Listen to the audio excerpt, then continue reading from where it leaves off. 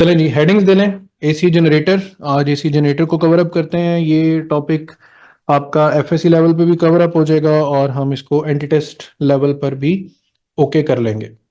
तो जो बच्चे ज्वाइन कर चुके हैं, स्टे कनेक्टेड। जो थोड़ा लेट ज्वाइन करें वो फिर रिकॉर्डिंग के जरिए चीज़ों को कवर अप कर लें।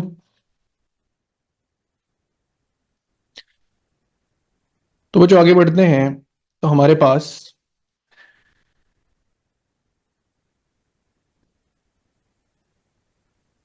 डिवाइसेस में दो तरह की डिवाइसेस आ जाती हैं। एक जिनको हम बोलते हैं जनरेटर्स, एक जिनको हम बोलते हैं मोटर्स। जनरेटर्स वो डिवाइसेस हैं जो मैकेनिकल एनर्जी को इलेक्ट्रिकल में कन्वर्ट करती हैं, और मोटर वो डिवाइस है जो इलेक्ट्रिकल एनर्जी को मैकेनिकल में कन्वर्ट करती। हमारे एमडी कैट के सिलेबस में एसी जनरेटर जो है वो टॉपिक शामिल है। Device that converts mechanical energy into electrical energy. Generator की दोनों टाइप्स हो सकती हैं, एसी जनरेटर भी और डीसी जनरेटर भी। मैं इससे रिलेटेड आपको एक एनिमेशन भी दिखा दूंगा जिससे आपका कॉन्सेप्ट बच्चों और क्लियर हो जाएगा। तो जनरेटर की पूरी स्टोरी ये होती है बच्चों की, ये हमारे पास मेन पावर प्लांट होता है, दिस वन। इस पावर प्लांट में लगा होता है जनरेटर, कमर्शियल जनरेटर हम उसे कहते हैं।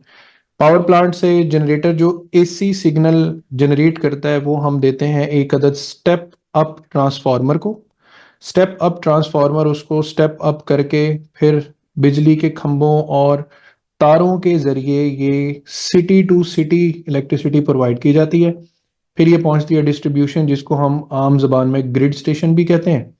और ग्रिड स्टेशन से फिर स्टेप डाउन करके जो वोल्टेज है वो घरों तक प्रोवाइड किया जाता है। तो एक बात बहुत क्लियर कि हमारे घरों में कौन सा करंट यूज होता है? एसी करंट यूज होता है। एसी को स्टेप अप और स्टेप डाउन कौन कर सकता है? ट्रांसफार्मर कर सकता है। ठीक है, तो यहां तक ये हो गया हमारा पावर सिस्टम किस तरीके से काम करता है। अब आती है बात कि एसी जनरेटर क्या है। A device that uses magnetic field to turn motion into electricity. और यहाँ पर एक स्कीमेटिक डायग्राम बच्चे देखें। इस डायग्राम को आप गौर से देखें तो आपको दो अदद मैग्नेटिक पोल्स नजर आ रहे हैं, नॉर्थ और साउथ, जो क्या प्रोवाइड कर रहे हैं? Magnetic field. उस मैग्नेटिक फील्ड के अंदर यहाँ पर हमारे पास एक रेक्टेंगुलर कॉइल है जो किसी मैकेनिकल सोर्स के जरिए, ये मैकेनिकल सोर्स है जिसको हम बजाते खुद इसको मूव करवा रहे हैं। और यहाँ पर मोशन जो है वो इलेक्ट्रिसिटी में कन्वर्ट हो रहा है। करंट यहाँ से फ्लो करके इस बल्ब को रोशन करके दोबारा से इस सिस्टम के अंदर एंटर हो रहा है। तो आगे जाके और क्लैरिटी आ जाएगी। आपको पहला एमसीक्यू जेन में रखना है कि आपसे पूछा जाएगा what is the working principle of AC generator. You have to tell that its working principle is Faraday's law of electromagnetic induction. Faraday's law क्या था? EMF generated is equal to minus N del phi by del t. Coil में EMF induce होगा, या कह लें coil में current induce होगा जब हम फ्लक्स को चेंज करेंगे विद रिस्पेक्ट टू टाइम। अब फ्लक्स कैसे चेंज होगा? तो बच्चों आपने देखना है कि लेट्स से ये मैग्नेटिक फील्ड लाइंस हैं, ठीक है। अब इन मैग्नेटिक फील्ड लाइंस के सामने अगर एक मर्तबा एरिया इस तरीके से अपीयर हो और थोड़ी देर बाद जो एरिया है, ठीक है, वो इस तरीके से अपीयर हो, यानी एक मर्तबा परपेंडिकुलर हो और एक मर्तबा पैरेलल हो, यहाँ परपेंडिकुलर और यहाँ पैरेलल, और ये प्रोसेस कॉन्टिन्यूस हो, यानी आहिस्ता आहिस्ता जो कॉइल है उसका रोटेटिंग एंगल चेंज हो रहा हो। तो देखिए बच्चों, कभी इसमें से गुजरेगा मैक्सिमम फ्लक्स और कभी इसमें से गुजरेगा मिनिमम फ्लक्स। तो मैक्सिमम से मिनिमम होना या मिनिमम से मैक्सिमम होना, ये बेसिकली क्या है? Change with respect to. इसको टाइम कर दें तो हमारे पास क्या इंड्यूस होगा? E M F. लेकिन मजे की बात यह है कि हम यूज तो फेरेडेज लॉ ही कर रहे हैं, लेकिन हम यहाँ पर चूंकि मोशन को इलेक्ट्रिसिटी में कन्वर्ट कर रहे हैं तो हम इक्वेशन जो है वो मोशनल ईएमएफ वाली यूज करेंगे। E is equal to V B L sine of theta. ठीक है, तो क्या वर्किंग प्रिंसिपल है बच्चों इसका? Faraday's law of electromagnetic induction. इसके बाद इसके जो कंपोनेंट्स हैं उनको हम थोड़ा सा फिल इन द ब्लैंक्स की तरह याद कर लेते हैं। ये जो हमारे पास ये ब्लैक सा पोर्शन है इसको क्या बोलते हैं? Carbon brushes. Carbon brushes. उसके बाद ये जो गोल से रिंग्स हैं इन्हें क्या बोलते हैं? Slip rings. स्लिप रिंग्स आपको रोटेशन में पूरा 360 डिग्री का एंगल जो है वो प्रोवाइड करते हैं। यहीं पे मैं थोड़ा सा डीसी जनरेटर का फर्क बता दूं। डीसी जनरेटर में स्लिप रिंग्स यूज नहीं होते, स्प्लिट रिंग्स यूज होते हैं। स्प्लिट रिंग्स, जिनको कम्यूटेटर भी बोला जाता है, ठीक है, और वो 180 डिग्री की रोटेशन प्रोवाइड करते हैं। अच्छा बच्चों, इसके बाद यहां पर ये किसको पॉइंट आउट कर रहा है? मैग्नेट्स को। इलेक्ट्रोमैग्नेट भी हो सकता है, परमानेंट मैग्नेट भी हो सकता है। और ये जो दरमियान में कॉइल को पॉइंट आउट कर रहे हैं, इसको बोलते हैं आर्मेचर कॉइल। आर्मेचर कॉइल, ठीक है। अभी जो आपको कॉइल नजर आ रही है वो एक सिंप्लीफाइड वर्जन है। सिंप्लीफाइड वर्जन ऐसे है कि ये सिर्फ एक सिंगल टर्न पर मुश्तमिल है, जबकि कॉइल जो है उसके एन नंबर ऑफ टर्न्स भी हो सकते हैं। और यहाँ पर हमारा कोई भी मैकेनिकल सोर्स, जैसे हम कह सकते हैं यहाँ पर टरबाइन कनेक्टेड है, और टरबाइन चूंकि कॉइल को रोटेट कर रही है एंगुलर वेलोसिटी ओमेगा से, और ओमेगा को बच्चों हम 2 पाई एफ भी लिख सकते हैं। तो इस स्लाइड में जितनी चीजें इस्तेमाल हुई हैं या आपके सामने जो टेक्स्ट नजर आया ना, यही आगे जाके अपीयर होना है। अब वो बेसिक पॉइंट जहां से जनरेटर की सारी वर्किंग जो है वो हमें समझ आएगी। तो बच्चों, फर्स्ट पार्ट इज दैट कि ये हमारे पास, थोड़ी देर के लिए फर्ज कर लें सिर्फ ये rectangular portion of the coil है। Rectangular portion of the coil है, मैं इसको थोड़ा सा डबल करके बना रहा हूं ताकि मैं इसमें चार्ज भी इमेजिन करवा सकूं आपको। इस रेक्टेंगुलर कॉइल को मैंने इस मैग्नेटिक फील्ड में क्लॉकवाइज या एंटी क्लॉकवाइज, जैसे मेरा दिल करे मैं घुमा लूं, आपका भी जैसे दिल करे आप भी घुमा सकते हैं। कोई कैद नहीं है कि क्लॉकवाइज ही घुमाना है या एंटी क्लॉकवाइज। बस फर्क यही पड़ना है ना कि आप जब भी घुमाएंगे तो बाज औकात फ्लक्स मैक्सिमम गुजरेगा, और बाज औकात कॉइल में से कोई फ्लक्स नहीं गुजरेगा। बात तो वही आ जाएगी चेंज पे। तो अभी फिलहाल जो चीज हमें समझनी है बच्चों वो ये कि इस कॉइल के अंदर फर्ज कर लेते हैं कि यहां पर भी चार्ज मौजूद है, इस कॉइल में इस एंड पे भी चार्ज मौजूद है, इस जगह पर भी चार्ज मौजूद है, और इस जगह पर भी चार्ज मौजूद है, ठीक है। और इस सारी सिचुएशन को मैंने यहाँ पे एक स्कीमेटिक डायग्राम के जरिए बनाया हुआ है, ठीक है बच्चों। अब बात जरा ध्यान से सुननी और समझनी है।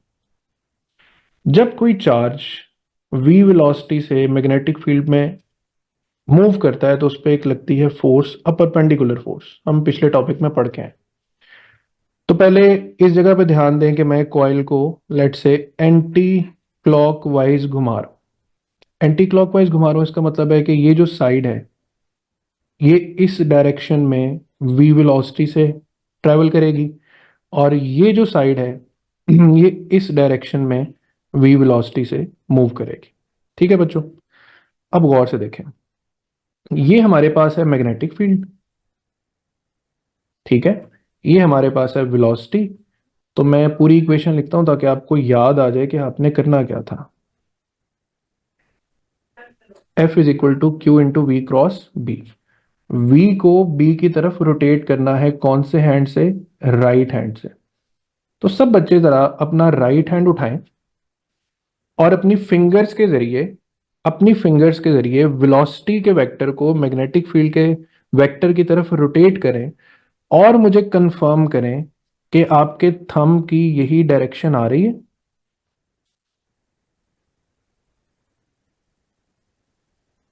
सब बच्चे use your right hands and rotate the velocity vector towards the magnetic field vector, v cross b का यूज करें। तो इस चार्ज पे फोर्स लग रही है डाउनवर्ड, और इस डाउनवर्ड फोर्स को हम ये भी कह सकते हैं बच्चों कि ये फोर्स लग रही है अलोंग दी कंडक्टर। कंडक्टर की लेंथ भी इसी डायरेक्शन में है और फोर्स भी इसी डायरेक्शन में लग रही है, ठीक है। अब आ जाएं इस जगह पर, ये वेलोसिटी वेक्टर है, ये मैग्नेटिक फील्ड वेक्टर है। अब वेलोसिटी को मैग्नेटिक फील्ड की तरफ रोटेट करें तो आप देखेंगे कि फोर्स या थंब इस डायरेक्शन में पॉइंट आउट करेगा। शाबाश, कंफर्म करते जाएं जरा मुझे, और मैसेज में पार्टिसिपेट किया करें। बिल्कुल ही ऐसा ना हो कि आप सोए रहें और मैं बस बोलता रहूं।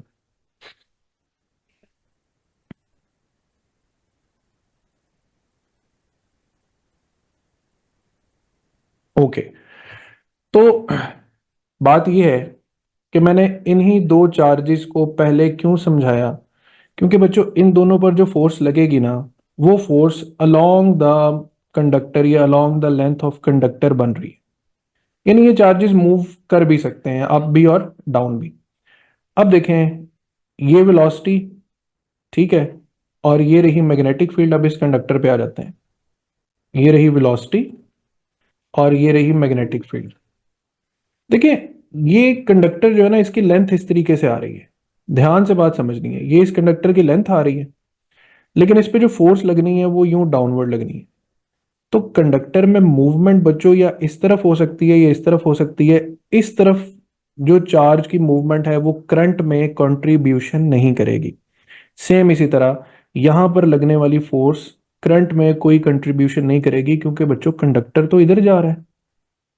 ठीक है, यानी अलोंग द कंडक्टर नहीं है, ये किस तरह है, अक्रॉस द कंडक्टर। ये भी फोर्स किस तरफ लग रही है, अक्रॉस। तो मैं पूरी डायग्राम पे से जरा ये गंदबला मिटा दूं, ताकि आपको फिर आसानी से मैं क्लियर वर्ड्स में बता सकूं कि बच्चों होगा क्या। होगा ये कि इस कंडक्टर पर अलोंग दी कंडक्टर फोर्स लगे तो ये मूव कर सकता है, इस पे भी अलोंग दी कंडक्टर मूव करे। आपने यहाँ पे राइट हैंड रूल यूज करना है। जो लेफ्ट हैंड रूल है वो हम मोटर्स पे यूज करते हैं, जनरेटर पे आपने राइट हैंड रूल यूज करना। ठीक है, ये जरा कंफर्म कर लें। और ये जो दोनों चार्जेस हैं, ये perpendicular to the conductor move कर रहे हैं इस जगह पर, तो हमने इनको इंक्लूड नहीं करना। ठीक है, तो अब अगली बात बच्चों ये कि हमारे पास टोटल साइड्स कितनी बन गई, चार। कौन सी, side A B, side A B, side B और सी, साइड सी और डी, और साइड डी और ए। चारों में से कौन सी दो साइड्स ईएमएफ में कंट्रीब्यूट करेंगी बच्चों, साइड जिनको मैं रिमूव कर रहा हूं वो तो कंट्रीब्यूशन नहीं देंगी। तो चार साइड्स जो मूव कर रही हैं उनमें से कंट्रीब्यूशन करंट में या ईएमएफ में कितनी साइड्स कर रही हैं, just two sides, side A B और साइड सी और डी।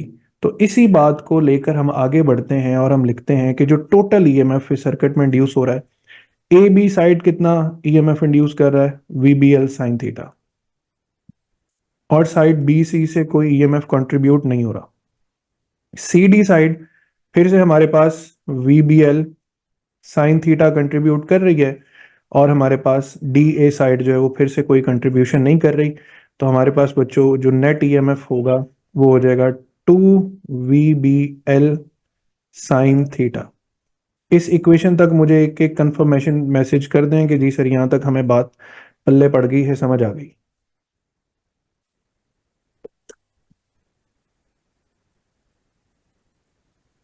ओके, अब जरा, अब आगे हमने थोड़ा सा इस इक्वेशन से खेलना है। E is equal to 2 VBL sine theta. बच्चों V is equal to R omega chapter 5 में कितनी दफा पढ़ा था हमने, पढ़ा था ना। तो हम उसको लिखेंगे 2RL omega B sine theta. अब आप पूछेंगे सर जी आपने 2RL को क्यों इकट्ठा कर दिया। तो बच्चों यहां से लेकर यहां तक वायर का रेडियस है, तो दो दफा रेडियस हो जाएगा तो इसकी विड्थ कितनी हो जाएगी 2R, और इसकी लेंथ कितनी है L। तो विड्थ मल्टीप्लाई बाय लेंथ क्या बन जाएगा, कॉइल का एरिया। ठीक है, तो हमारे पास ओमेगा और फिर कॉइल का एरिया और फिर बी और फिर साइन ऑफ थीटा। यहां तक तो हम पहुंच गए। आर ओमेगा के बाद आपने 2 को, आर को और एल को इकट्ठा करके इसको क्या डिक्लेयर कर देना है, एरिया। अब मैं दोबारा जरा एक स्लाइड पे वापस जाता हूं। मैंने आपको यहाँ क्या बताया था कि हमारे पास जो आर्मेचर कॉइल है उसकी नंबर ऑफ टर्न्स एक से ज्यादा रखनी होती है प्रैक्टिकली। तो हम जब अपनी मेन इक्वेशन पर आते हैं वापस, तो हम यहाँ पर बच्चों एन सिंबल का इजाफा करके यहाँ पर पूरी इक्वेशन बना लेते हैं। E alternating voltage is equal to N number of turns, omega angular velocity, A area और बी मैग्नेटिक फील्ड। अच्छा, जनरेटर में सबसे मजे से जिस चीज के जरिए आप जनरेटर के वोल्टेज को समझ सकते हैं ना, वो ओमेगा है। ओमेगा बढ़ेगा यानी एंगुलर स्पीड बढ़ेगी तो आप वोल्टेज बढ़ा सकते हैं, एंगुलर स्पीड कम होगी तो आप वोल्टेज कम भी कर सकते हैं। सपोज करें घरों में कभी कभार वोल्टेज ड्रॉप हो जाता है, वोल्टेज ड्रॉप हो जाता है, लगता है कि लाइट कम हो रही है, तो इसका मतलब है कि जो कमर्शियल जनरेटर चल रहा है ना, शायद उसकी स्पीड थोड़ी सी क्या हो गई हो, कम हो गई हो। ये घरों में जो जनरेटर यूज होता है। अब इस इक्वेशन से हमने थोड़ा सा और खेलना है बच्चों, और खेल कूद में हम ये टॉपिक समझ भी लेंगे। E is equal to N omega A B sine theta. ठीक है, साइन की बच्चों मैक्सिमम वैल्यू क्या होती है? 1। जहां साइन 1 हो जाएगा वहां पे इसका मतलब है कि हमारे पास मैक्सिमम आंसर आएगा एन ओमेगा ए बी। तो इसको हम बच्चों ई नॉट भी लिख सकते हैं, मैक्सिमम ई एम एफ। तो हम लिख सकते हैं E is equal to E naught sine theta. क्यों बच्चों? ओके बता दें, लिख सकते हैं ना?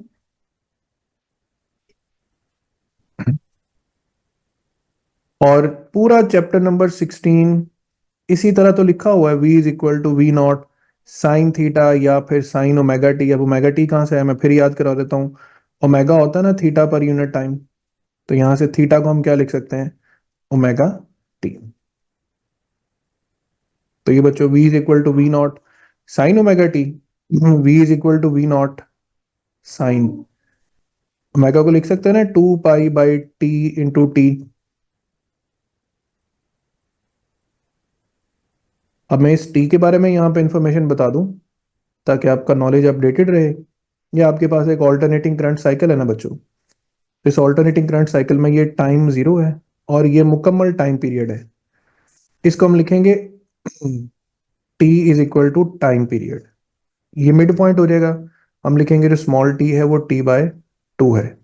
ये मिड का भी मिड हो जाएगा, तो small t is equal to T by 4। और ये पॉइंट क्या कहलाएगा? T is equal to 3t/4। बच्चों ये कौन सी वैल्यू होती है? Plus V naught. और ये कौन सी वैल्यू होती है? Minus V naught. इसको बोलते हैं पॉजिटिव पीक और इसको क्या बोलते हैं? Negative peak. आप इस कर्व के बिहेवियर से देखें, ये कर्व इस तरीके से डाइव कर रही है, मतलब करंट कैसे जाएगा? क्लॉकवाइज। ये कर्व इस तरीके से डाइव कर रही है, मतलब करंट कैसे जाएगा? Anti clockwise. तो इसका मतलब है कि एसी करंट कहते ही उसे हैं जिसका एक हाफ क्लॉकवाइज चले और दूसरा हाफ एंटी क्लॉकवाइज चले। यानी एक साइकिल के अंदर करंट एक मर्तबा अपनी डायरेक्शन को बदल ले, वन टाइम। ठीक है। और हमारी बुक में क्या लिखा है? हमारी बुक में लिखा है कि एसी अपनी फ्रीक्वेंसी चेंज करता है एफ टाइम्स पर सेकेंड। एसी अपनी डायरेक्शन चेंज करता है कितनी मर्तबा? एफ टाइम्स पर सेकेंड। यहां तक दोबारा से कंफर्मेशन दे दें बच्चों, समझ आ गई बात की?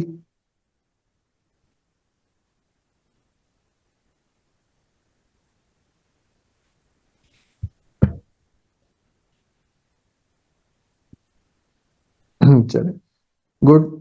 अच्छा, इससे आगे देखें, हमारे पास वोल्टेज की इक्वेशन क्या होगी? V is equal to V naught sine omega t. तो बच्चों करंट कितना मुश्किल है, I is equal to V over R. 1/r लिखें और V की जगह उसकी वैल्यू लिख दें, V naught sine omega T.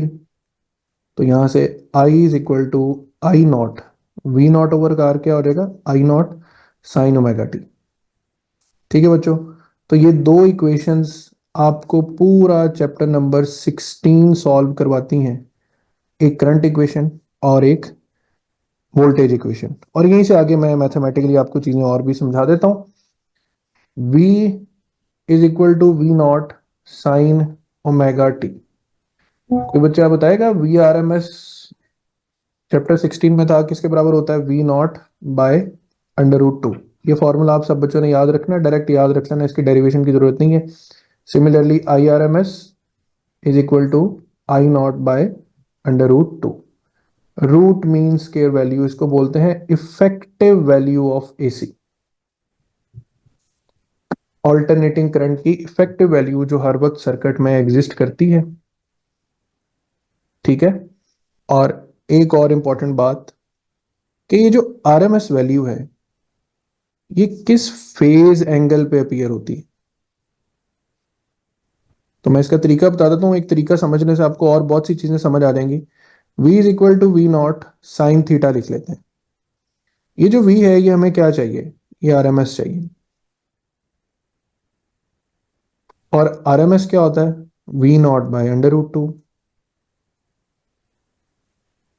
We naught से बच्चों वी नॉट हो गया कैंसिल, अब बचा 1/√2 is equal to sine theta.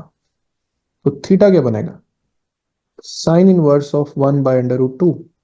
और आप सबको बेसिक ट्रिग्नोमेट्री में पता होगा कि 45 डिग्री या फिर π/4 रेडियंस, ये वो एंगल है जिस पे कौन सी वैल्यू अपीयर होती है बच्चों, आरएमएस वैल्यू। याद रखनी है ये बात कि आरएमएस वैल्यू पे फेज एंगल कितना होता है ऑल्टरनेटिंग करंट का, 45 डिग्रीज। क्लियर होगी बच्चों बात ये वाली, phase angle at RMS value.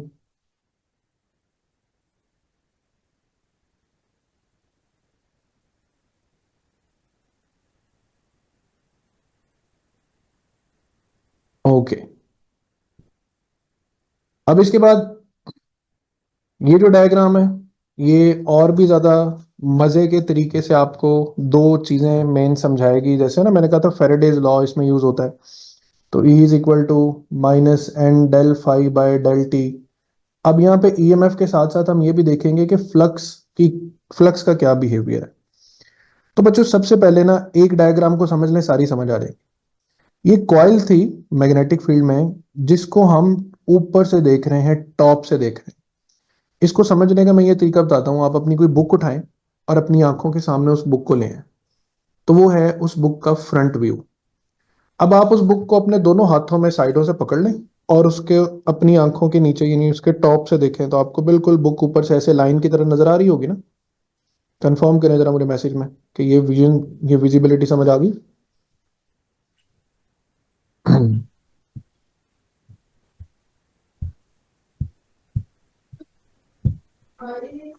कोई भी बुक उठा के उसका टॉप व्यू देखें।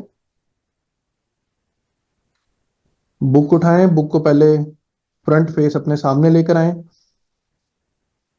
और फिर अपने हाथों में, ये आपके हाथ हैं और ये उनके दरमियान बुक इस तरीके से रखें, तो टॉप से आपको बुक इस तरीके से नजर आएगी। सेम इसी तरह ये जो कॉइल है ये भी आपको टॉप से इस कंडीशन में नजर आएगी।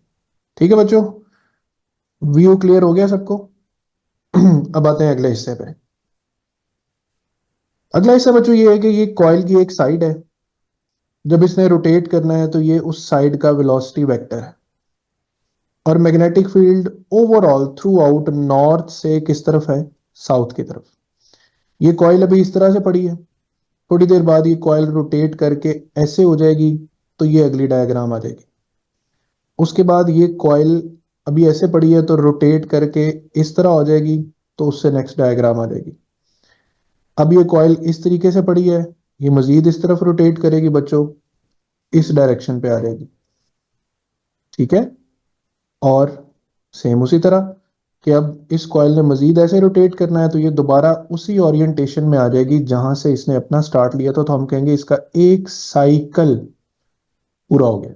अब सारी डायग्राम्स को एक दफा इकट्ठा देख लें ताकि आपको अगली बात जो मैंने समझानी है वो भी समझ आ जाए। यानी यूं समझ लें कि coil through out anti clockwise घूम रही है और यहां से लेकर यहां तक इसका एक चक्कर जो है वो कंप्लीट हो रहा है। ठीक है बच्चों, समझ आ गई बात की।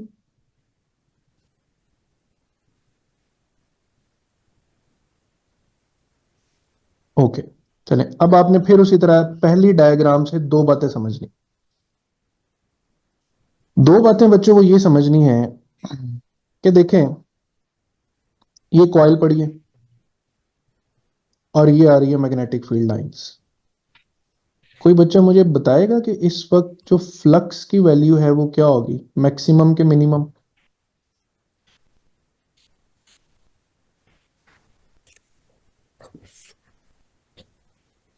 दैट्स गुड, फ्लक्स हो गया मैक्सिमम। डन, एक बात आपने समझ ली। अब दूसरी बात ध्यान से सुननी। मोशनल ईएमएफ होता है V B L sine theta. ये रही वेलोसिटी, ये रही मैग्नेटिक फील्ड, दोनों ही पैरेलल हैं। दोनों पैरेलल हैं तो साइन जीरो जीरो हो जाएगा। यानी अभी करंटली आप जो वेलोसिटी और मैग्नेटिक फील्ड को देख रहे हैं, ये वेलोसिटी और यही मैग्नेटिक फील्ड, दोनों को देख रहे हैं, पैरेलल है। ईएमएफ इंड्यूस होगा? भाईजान कोई ईएमएफ इंड्यूस नहीं होगा, तो ईएमएफ जीरो या मिनिमम हो जाएगा। तो अगर मैं एक ग्राफ बना रहा हूं बिटवीन ईएमएफ या करंट, लेट से करंट है, तो बिल्कुल स्टार्टिंग पोजीशन पे बच्चों करंट क्या है? जीरो है। लेकिन बच्चों फ्लक्स क्या है? मैक्सिमम है। Clear now?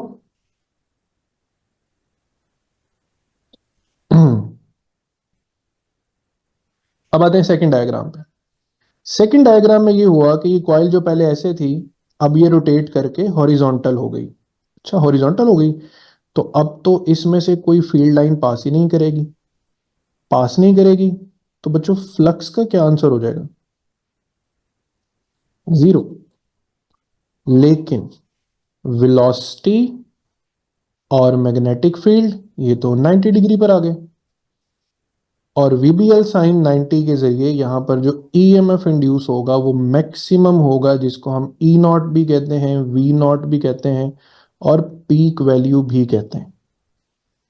तो इन दो से जो बात आप सीखेंगे बच्चों, आगे वही रिपीट होनी है। जब फ्लक्स मैक्सिमम पास कर रहा होता है कॉइल में से, उस वक्त इंड्यूस ईएमएफ जीरो होता है। और जब फ्लक्स मैक्सिमम से जीरो तक आकर चेंज होता है, तो ईएमएफ अपनी मैक्सिमम वैल्यू अटेन करता है या पीक वैल्यू अटेन करता है। इसके बाद देखें क्या होना है। अगेन फ्लक्स मैक्सिमम, बट ये पैरेलल की बजाय एंटी पैरेलल हो गए, ईएमएफ जीरो। इस जगह पर देखें, कोई फ्लक्स पास नहीं कर रहा, लेकिन वोल्टेज, वेलोसिटी और मैग्नेटिक फील्ड फिर 90 डिग्री पर है, ईएमएफ फिर जीरो हो जाएगा। अगेन यहां पर फ्लक्स तो जीरो है, बट ईएमएफ क्या हो गया? माइनस ई नॉट या नेगेटिव पीक वैल्यू। तो मैं साथ साथ इन पॉइंट्स को ग्राफ के साथ रिलेट कर दूं। ठीक है, देखें यहां पर जीरो वैल्यू, यहाँ पे पीक वैल्यू, यहाँ पे आपके पास एंटी पैरेलल था, फिर से करंट जीरो, यहाँ पे नेगेटिव पीक, और यहाँ पे फिर से जीरो। तो यहाँ पे कॉइल ने एक चक्कर पूरा किया, यहाँ पे साइकिल ने अपना वेवफॉर्म कंप्लीट कर लिया, और इसको कौन सी वेव बोलते हैं? Sinusoidal wave. जी बच्चों, ये डायग्राम समझ आई आप सबको?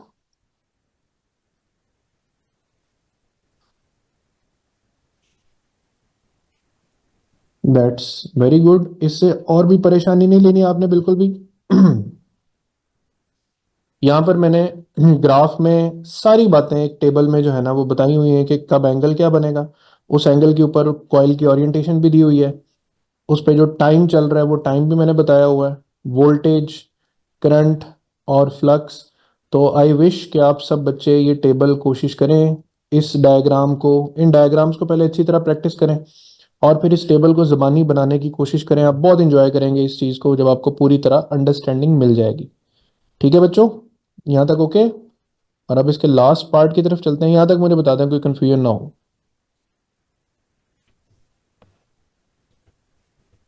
फ्लक्स और वोल्टेज का कॉन्सेप्ट समझ आ गया ना, कि जब फ्लक्स जीरो था ईएमएफ मैक्सिमम था, फ्लक्स जीरो हो गया तो ईएमएफ जीरो हो गया तो फ्लक्स मैक्सिमम हो गया।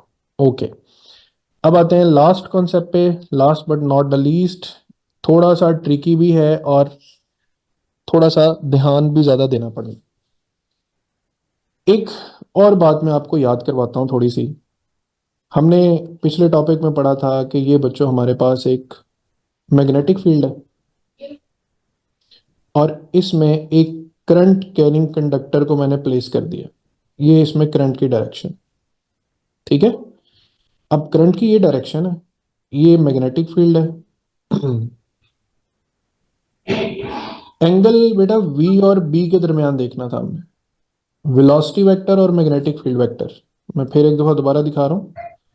ये मैग्नेटिक फील्ड वेक्टर है, ये वेलोसिटी वेक्टर है।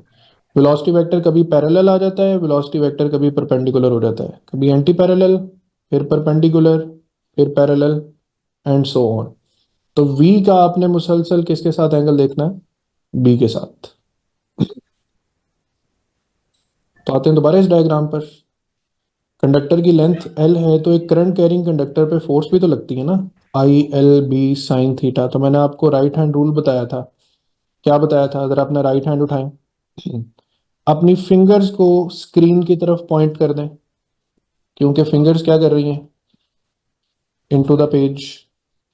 कर दिया। अपना थंब ऊपर की तरफ करंट की डायरेक्शन में कर दें।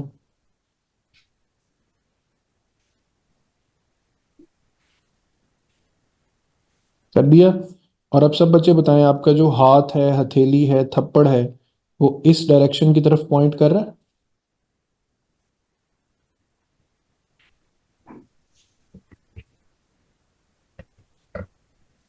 तो याद रखनी है बात कि करंट कैरिंग कंडक्टर पे फोर्स कैसे फाइंड करते हैं। ठीक है। अब जरा इस जगह पर आ जाएं। Back motor effect in generator क्या होता है? पहली बात के लेंजेस लॉ के अकॉर्डिंग हर इलेक्ट्रोमैग्नेटिक इंडक्शन फिनोमेना में ना रेजिस्टेंस का सामना करना पड़ता है।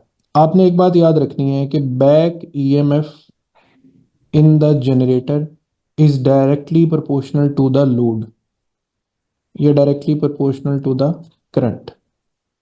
पहले ये बात अपने पास लिख लें। आप बुक पे भी टॉपिक पढ़ेंगे तो मेरी ये वाली बात जहन में रखनी है कि जनरेटर में back EMF proportional to load होती है। और मैं मोटर का भी कॉन्सेप्ट बता दूं ताकि वो भी आपको इजी हो जाए।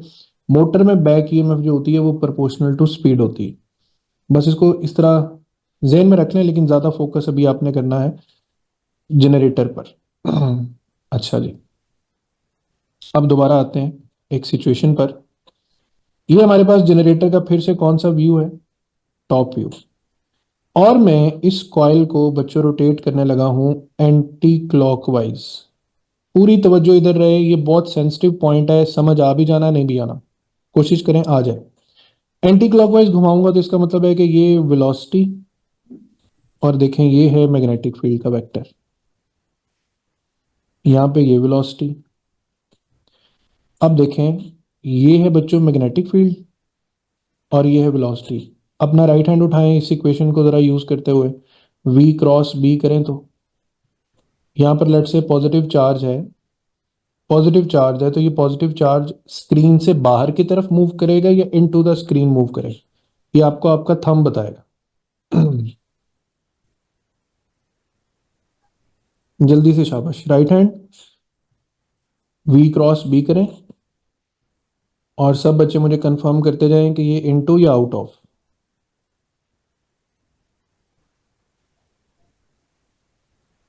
Right hand into the screen, into the screen, ठीक है। तो इनटू द स्क्रीन का मतलब बच्चों ये है कि मैं यहां पर अब मेंशन कर सकता हूं कि जो करंट है वो इनटू द स्क्रीन है, और ऑटोमेटिकली यहां पर जो है मैं मेंशन कर दूंगा जो करंट है वो क्या है? Out of the screen according to V cross B। ये मैग्नेटिक फील्ड वेक्टर, तो इस तरफ रोटेट करेंगे तो यहां पर आएगा आउट ऑफ द स्क्रीन और यहां पे आएगा इनटू द स्क्रीन। तो बच्चों कंडक्टर में क्या पैदा हो रहा है? करंट। क्यों पैदा हो रहा है? क्योंकि हम कंडक्टर को घुमा रहे हैं। और किस डायरेक्शन में घुमा रहे हैं? सब बच्चे जरा घर में बैठे बैठे बावाजे बुलंद कहें, किस डायरेक्शन में घुमा रहे हैं? हाँ जी बच्चों, anti anti clockwise. Clockwise direction. ठीक है, एंटी क्लॉकवाइज डायरेक्शन का मतलब है हम उसको ऐसे घुमा रहे हैं। अब आप नेक्स्ट डायग्राम पे आ जाएं, सिर्फ इतनी इंफॉर्मेशन लेकर कि इसमें करंट की डायरेक्शन है इनटू और इसमें करंट की डायरेक्शन है आउट। ठीक है, और ये है मैग्नेटिक फील्ड की डायरेक्शन। अब मैं जैसे बता रहा हूं उस तरह से ध्यान देना है। मैंने अभी क्या बताया कि जब कोई current carrying conductor magnetic field में मौजूद हो तो उस पर क्या लगती है? फोर्स। तो हुआ क्या, इस कंडक्टर को हमने अपने मोशन से करंट कैरिंग बना दिया। जब ये करंट कैरिंग बन गया तो अब हम इसको as a current carrying conductor देख रहे हैं। यहां पे करंट था इनटू द पेज, यहां पे करंट है आउट ऑफ द पेज। अब आप सब बच्चे जरा क्या करें, अपना राइट हैंड जैसे मैं बता रहा हूं वैसे पॉइंट करें, अपनी फिंगर्स को इस डायरेक्शन में पॉइंट करें, चारों फिंगर्स को राइट साइड की तरफ कर दें स्क्रीन के। कर दिया। और अब अपने थंब को स्क्रीन की तरफ पॉइंट कर दें, क्योंकि इनटू द पेज है ना, तो आप स्क्रीन की तरफ थंब कर दें। और मुझे बताएं कि आपका जो हथेली है, पाम है, वो नीचे की तरफ आ रही?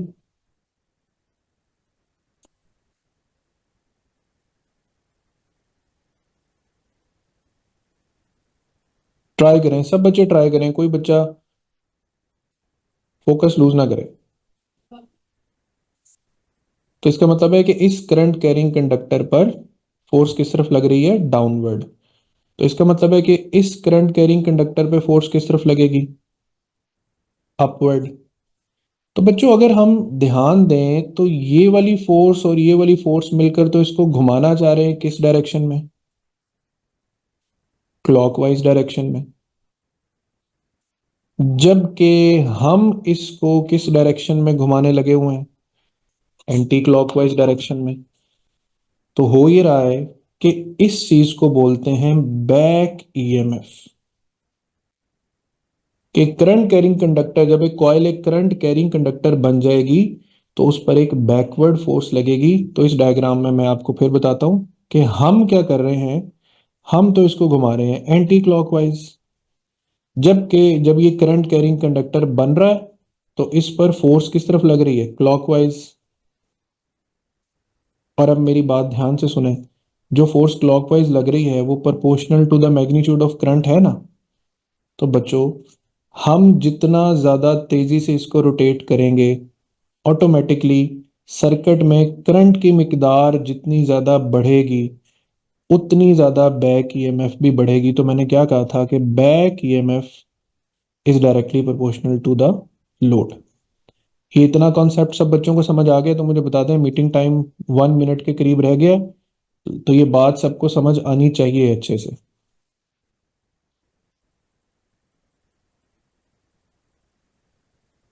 ठीक है, तो लास्ट पे इन शॉर्ट ये है जनरेटर। अभी जनरेटर किसी डिवाइस को कोई करंट सप्लाई नहीं कर रहा तो इसकी एंगुलर वेलोसिटी होगी मैक्सिमम। ये लोड नंबर 1 आ जाएगा बच्चों, ये से करंट डिमांड करेगा, करंट बढ़ेगा तो बैक ईएमएफ फोर्स भी बढ़ेगी। ये लोड नंबर 2 आ जाएगा, करंट और बढ़ेगा, फोर्स और बढ़ेगी। लोड 3, लोड 4, लोड 5, और अगर आप जनरेटर को क्या कर देंगे? ओवरलोड कर देंगे, तो करंट इतना ज्यादा होगा कि जो बैकवर्ड टॉर्क है वो ज्यादा हो जाएगा और जो अप्लाइड टॉर्क है वो कम हो जाएगा। और angular velocity of the generator जो है वो मैक्सिमम से किस पे आ जाएगी? 0 पे। और जनरेटर क्या कर जाएगा? ट्रिप कर जाएगा और अल्टीमेटली रुक जाएगा।